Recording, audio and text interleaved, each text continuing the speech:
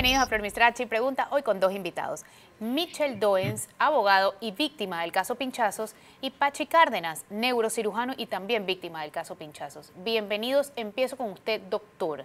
Su opinión como neurocirujano de la intervención de Ricardo Martinelli, tomando en cuenta que su doctor, Walter Crapsio, pertenece al mismo grupo en el que usted está. Efectivamente, Flor, muy buenos días. Yo creo que este tema, por ser un tema tan emblemático y de mucha importancia para el país, para la justicia del país, amerita que los actores del mismo le hagan una explicación a la ciudadanía. El tema de una urgencia, un domingo, Día del Padre, para un caso, según tengo entendido, porque no conozco el expediente clínico a fondo, se trataba de una urgencia por una patología aparentemente que era la artrosis de la columna, y solamente conozco yo dos tipos de urgencia en ese caso, que es cuando el paciente se está paralizando, y yo a Ricardo Martinelli no lo vi en ningún momento paralizándose, y cuando el paciente tiene alguna afectación de sus esfínteres anal y rectal. De tal manera que yo sí creo que se amerita, se necesita, es urgente, dado la situación en que se encuentra la justicia panameña, que se le explique al pueblo panameño, a la ciudadanía en general, por qué se dio ese paso, que claramente el sabor de todos los ciudadanos es que se hizo con la intención de omitir su presencia en un juicio que se iba a celebrar 48 horas después. ¿Y como grupo se le han exigido respuestas o explicaciones al doctor Crapsio? No, nosotros no le hemos pedido explicación porque él está autorizado para practicar neurocirugía y no tiene que darle explicaciones más que a su paciente. Pero en este caso emblemático, la ciudadanía requiere una explicación. Doctor, ¿pedir sangre después de una cirugía es el procedimiento normal? ¿Es lo esperado? Eso se da cuando se da una complicación postoperatoria. Si hay un sangramiento, un hematoma postoperatorio, una pérdida de sangre del volumen sanguíneo grande, entonces sí se puede pedir después de una cirugía. ¿Es normal dar incapacidades de 30 días para cirugías como esto? Es el término normal que nosotros damos en este tipo de cirugía. Eso no quiere decir que el paciente va a estar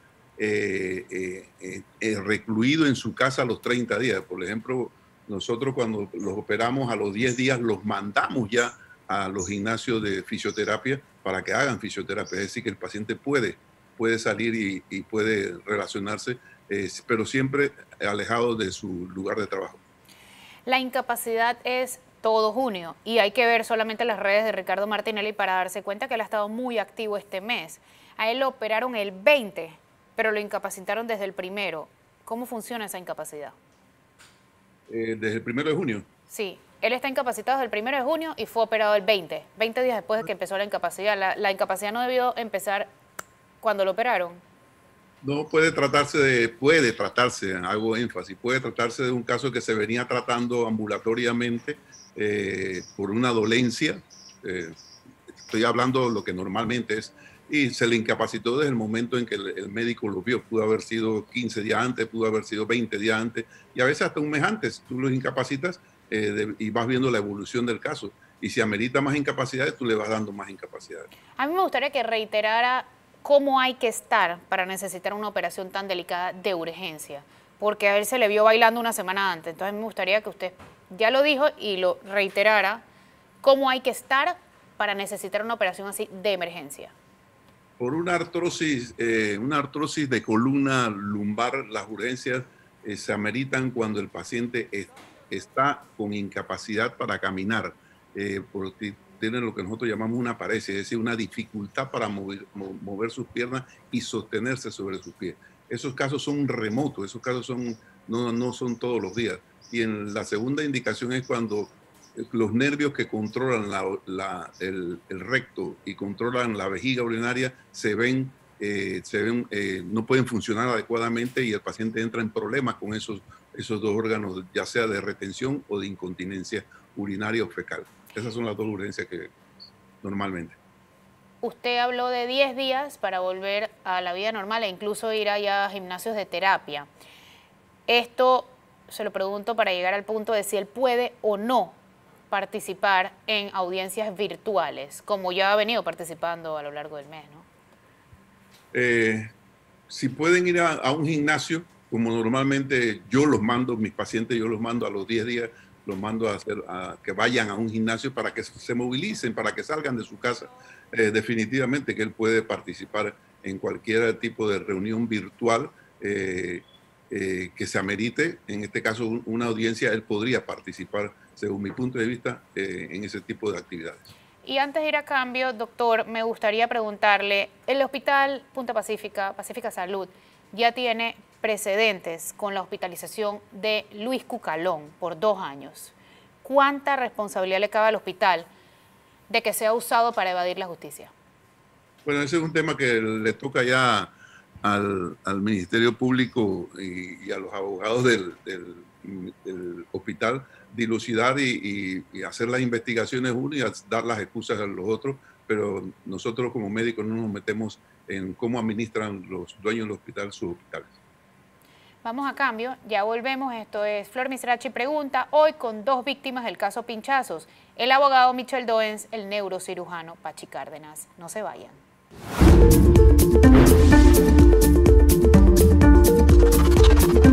Ya de vuelta en Flor Misrachi Pregunta, hoy con 2 víctimas del caso Pinchazos, el abogado Michel Doens y el neurocirujano Pachi Cárdenas.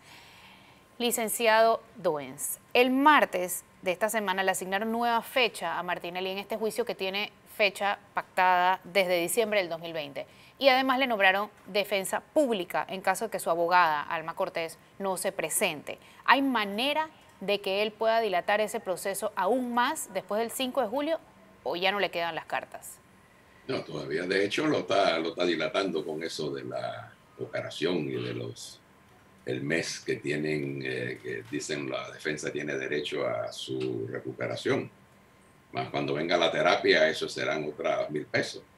Lo que sí se mencionó en esa audiencia ese día fue que, de parte de los abogados querellantes, que no se contara, que el tribunal no contara esos días que el señor Martinelli está dejando de asistir después del llamado del día 22, que no sean computados para los efectos de lo que es la prescripción. Eso, con muy buen tino jurídico, las juezas decidieron que era mejor plantearlo el día 5 de julio, ya que tenía que participar a partir del principio de igualdad de las partes ante la defensa, para que ellos también escucharan y pusieran sus objeciones, que seguramente la tienen. Lo cierto es que ellos están jugando a delatar esto lo más posible. Están ganando tiempo porque también juegan con los tiempos políticos y efectivamente piensan que ellos van a acumular a la prescripción con toda esta dilación que están haciendo y que hicieron también en el periodo pasado en las audiencias anteriores. ¿No le llama la atención que Martinelli estuviera hablando tanto sobre el cambio de las jueces? Eso no debía ser confidencial hasta el día de la audiencia, justamente para evitar presiones, etcétera.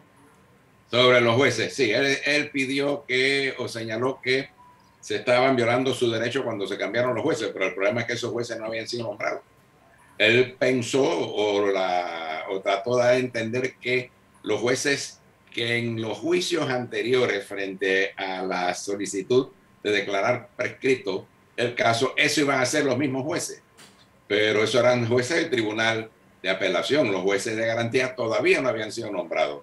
Entonces, realmente es una de sus artimañas hablar de jueces que fueron cambiados, cuando lo cierto es que los jueces de garantías, para ventilar ya el juicio de los pinchazos, todavía no habían sido nombrados, de manera tal que eso forma más de las artimañas que utiliza la defensa y el señor Martinelli para enredar al público y para tratar de ganar tiempo.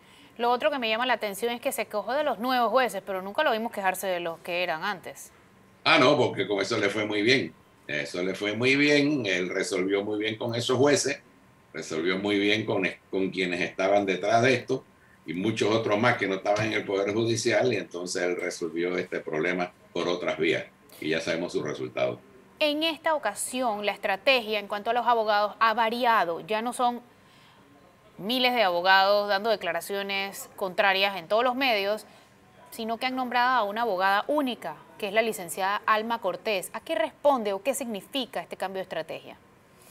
Yo lo interpreto como una medida también que busca en algún momento que la señora Alma Cortés se enferme, que también tenga problemas de columna o cualquier otro problema de salud, y entonces están siendo ella la única defensora, también gana en tiempo con estas medidas para prolongar más el proceso. Por eso es que solicitamos, y esa petición fue acogida por el Tribunal de Juicio, que se nombrara un defensor de oficio, de manera tal que no importa que ella siga como defensora única, pero en el momento en que ella falte, el defensor de oficio entonces ejercerá la sustitución para que el juicio no se detenga.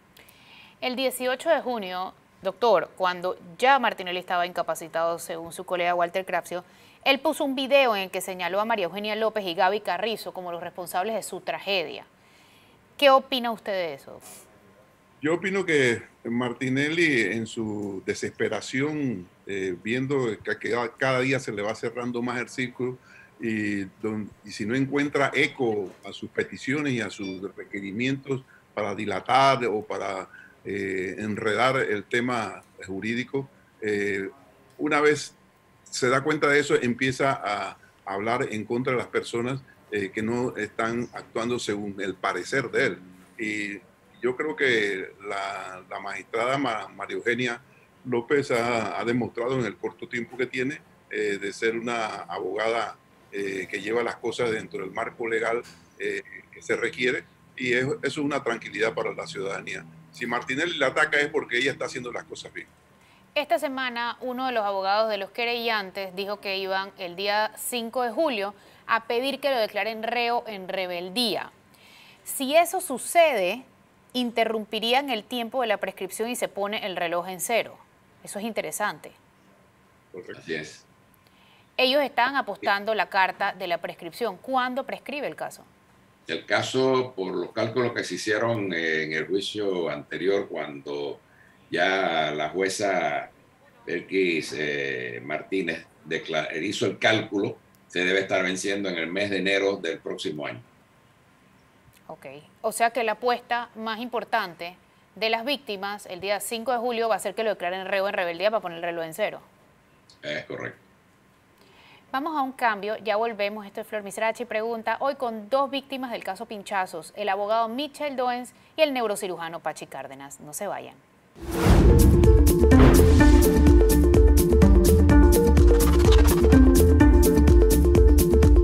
Ya de vuelta en Flor Misrachi Pregunta, hoy con dos víctimas del caso Pinchazos, Mitchell Doens, abogado, Pachi Cárdenas, neurocirujano. Vamos a cambiar del tema Martinelli a los temas que indignan a la población. Empiezo con las vacunaciones, tanto las clandestinas como las VIP, incluyendo la del expresidente Ernesto Pérez Valladares. El PAI es un programa que tiene una enorme experiencia en vacunar enormes cantidades de personas. Y lo estamos demostrando cuando hoy día también estamos vacunando contra la influenza y se están haciendo las pruebas de VIH. De tal manera que creo que esto de las vacunas clandestinas tiene que investigarse a fondo. Yo tengo mi teoría y cada día la sustento más, de que estas vacunas no llegaron a Panamá, que no se les inyectó ningún tipo de vacuna a estas personas. Ese es mi primer fundamento. El segundo fundamento es que pudieron venir de cualquier manera de afuera, de cualquier país vecino, sin traerlas en congeladores ni nada. Y mi tercera hipótesis es que sí, pudo haberse sustraído algún tipo de vacuna. ¿Por qué piensa eso? Pues son tres hipótesis, porque todo uno debe investigar y buscar la forma de llegar a la verdad buscando todas las hipótesis. Sin embargo, yo sí creo que mi primera hipótesis y la segunda es la que más fuerza tiene, porque se trata de una estafa. Yo no entiendo por qué van a pretender que alguien que trae una vacuna o pretenda inyectar salina va a tener las cosas ordenadamente como la tiene todo el Ministerio de Salud, es decir, que están en refrigeración, que están en un local determinado para ellos. No, Y ahora entonces vamos a la vacunación VIP, incluyendo la del toro. La vacunación VIP, yo creo que el doctor Ernesto Pérez Valladares fue claro y contundente al decir que él sí se vacunó porque había perdido su cupo y se encontraba indispuesto para asistir, y se tuvo la deferencia con un expresidente de la República de irlo a vacunar a su casa. Yo no veo ningún problema con eso, puesto que a otras personas que están en situaciones de cama prolongada se las han Bueno, él no estaba en cama, ¿no? Él se iba de viaje. Pero estaba indispuesto, según tengo entendido, y así lo explicó él. ¿Y usted, licenciado Doens, coincide con eso? ¿No ve nada irregular en la vacunación VIP del toro? No, porque efectivamente yo sabía también que estaba indispuesto, que no podía asistir, y sencillamente lo que hizo fue una solicitud formal y se accedió. Yo creo que hay vacunaciones que se están haciendo a domicilio por personas que tienen discapacidades o que están enfermas. Que no fue el caso. Yo pienso que el caso del doctor Pérez Valladares es que sí estuvo enfermo, y creo que lo justificó también. Caso Panama Ports. Le renovamos el contrato por 25 años más, nos van a pagar el doble, pero van a facturar el triple. ¿Cómo ven ustedes eso? Yo te diría que eso es una vergüenza nacional, lo que ha significado ese contrato. Eso ha demostrado que muchos dirigentes o algunos dirigentes del gobierno no tienen palabra, porque a nosotros mismos, a Apache y a mí, nos dijeron un momento de que eso se iba a revisar a fondo, y sencillamente se hizo lo mismo que Mireya Moscoso. Había peticiones de parte de figuras importantes del país, que no del partido, que de eso tenía que revisarse. El mismo partido le planteó al gobierno que se revisara. Pedro Miguel González incluso tuvo hasta problemas con el presidente de la República y el vicepresidente por las declaraciones que dio, y que fueron declaraciones en que ¿Qué tipo de problemas tuvo? Tuvo problemas en el sentido de que en algún momento sus palabras no cayeron bien. Pero el fondo del asunto es que esto es una medida antipatriótica, antinacional. Es una medida que no es consona con los principios ni los planteamientos del PRD. Y además te digo algo adicional. Yo vi al ministro Ramón Martínez decir que ese era un contrato que tenía que revisarse, que lo iban a revisar, y sin embargo están firmando eso. Yo creo que por la salud del país deben de dar la cara, deben de explicar por qué hicieron esto. Y si no lo dan, pues sencillamente que renuncien tanto el ministro de la Presidencia como el ministro de Comercio e Industria. Yo creo que lo que hizo la expresidenta Mireya Moscoso en su tiempo se ha quedado chico con lo que se ha hecho en estos momentos con el tema de Panamá Port. Yo creo que además esto le mete un ingrediente de duda a las negociaciones que se tienen que hacer con Minera Panamá. Si en un tema tan importante como este, donde como bien dices tú, nos van a pagar el doble, sí, pero van a facturar el triple y 4 veces lo que han facturado en estos 25 años, ¿qué va a pasar entonces con el tema de Minera Panamá? Yo creo que están jugando con candela. La ciudadanía está sumamente alterada con muchos temas, y yo sí creo que esto deben de detenerlo. No se puede permitir que Panamá Port, que le ha entorpecido el desarrollo marítimo a Panamá, que ha hecho mínimo 4.000 millones de balboas o dólares en ingresos brutos en estos 25 años, y solamente nos haya dado 266 millones de dólares. Yo creo que el pueblo panameño se merece más respeto, y yo sí creo que, como dice Michel, que tienen que salir a dar una explicación veraz, una explicación contundente de por qué cometieron semejante cosa muy parecida a la que cometió Bruno Varila en su tiempo. ¿Cuál es el mensaje de esa reunión entre el presidente, el vicepresidente y el virtual presidente de la Asamblea, Cristiano Adames, tomando en cuenta que el candidato del Ejecutivo era Torres? Yo lo que pienso es que se trató de dar una imagen de que había una perfecta armonía entre Cristiano Adames y el presidente Cortizo y el vicepresidente Carrizo para disipar cualquier duda que pudiese estar en los corrillos políticos.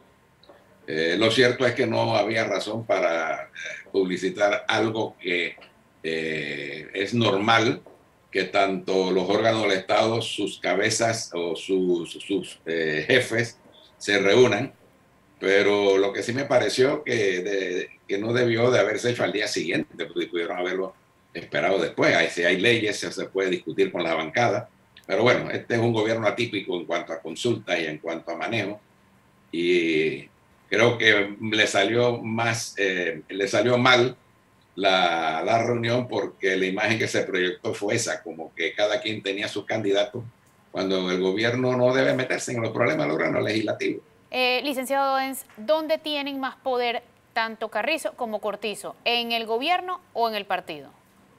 Yo diría que tienen poder ahora mismo en los tres estamentos, en el órgano legislativo, en el órgano ejecutivo y en el partido. Ya prácticamente ellos han diseñado el próximo Congreso, ya tienen escogido sus delegados, sus nóminas, han hecho una gran alianza con Vinicio Robinson, de manera tal de que hay un control entre la corriente de Vinicio Robinson y la corriente del presidente Cortizo y del vicepresidente Carrizo, para finalmente culminar. Lo único que le falta que es cambiar la dirección del PRD en un próximo Congreso. En cuanto a tu pregunta sobre quién tiene el poder, yo creo que el poder en este país sencillamente lo tiene Vinicio Robinson. Vinicio Robinson es el que está poniendo tanto al Ejecutivo como a otros órganos, está poniendo la pauta de cómo actuar. Y lo que sucedió en la Asamblea así lo evidenció. Así que yo sí creo que el verdadero poder de este país está en Vinicio Robinson, y eso es una desgracia que se haya dejado que el curso de la política haya tomado ese nivel. Y doctor, por último, ¿qué significa ser PRD hoy día? Bueno, para mí y para muchos compañeros ser PRD es un motivo de orgullo. Definitivamente que lo que está pasando dentro del partido, dentro del gobierno, que está gobernando sin los verdaderos principios del partido, porque hacer participar a ministros del PRD y hacer participar a directores del PRD no significa que se está gobernando con el PRD. Gobernar con el PRD es seguir los principios del partido, la doctrina del partido, el método de gobierno diseñado por el general Torrijos, que es un método dirigido a las comunidades y al respeto a la dignidad nacional.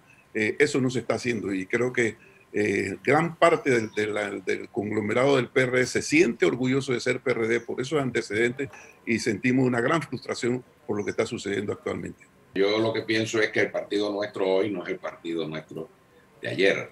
Aquí hubo un grupúsculo de empresarios que asaltaron al partido, se inscribieron en el 2017, crearon una plataforma política alrededor de Nito Cortizo, y lo que tenemos que ese grupúsculo, sin ningún compromiso doctrinal, se tomó la campaña electoral junto a la corriente del señor Robinson.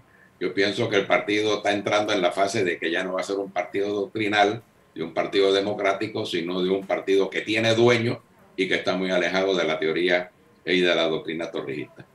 Muchísimas gracias por acompañarnos hoy. Esto fue Flor Misrachi Pregunta, hoy con Mitchell Doens, abogado, Pachi Cárdenas, neurocirujano. Que tengan excelente día. Gracias por la entrevista, Flor.